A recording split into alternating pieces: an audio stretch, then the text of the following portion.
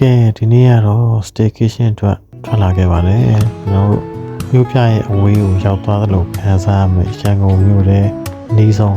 9မိုင်ကုန်းကြီးရိပ်သာ Highland Lodge ဆိုတဲ့ကျွန်တော်ရဲ့ Hidden Gem Hotel လေးတစ်ခုခေါ်ဆောင်လာပါမယ်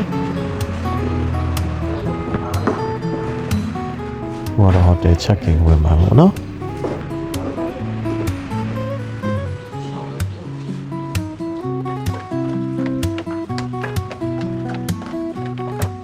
တယ်လေးကတော့တသက်ရက်လေးနဲ့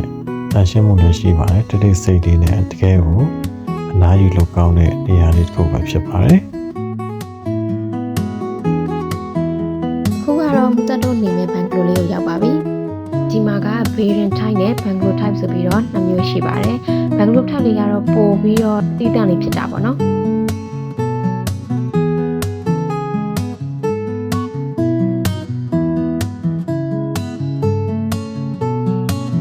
ခိုင်လေးကတန်ရှင်းမှုတွေရှိတဲ့အတွက်ကြောင့်မလို့အဆင်ပြေပါတယ်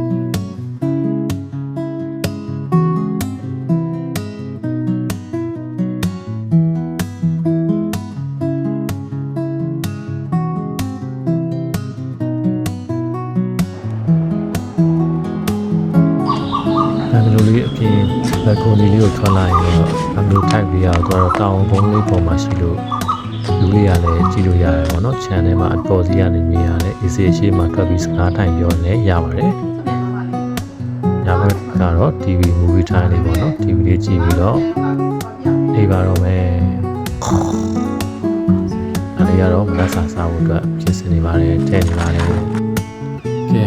breakfast လေးနဲ့စားပြီးပြီဆိုတော့ခြံလေးထဲမှာလမ်းလေးထဲမှာရှောက်မယ်ပေါ့နော် walking exercise ခြံလေးထဲမှာလမ်းလျှောက်ရင်တော့ပြန်တော့မယ်ပေါ့နော်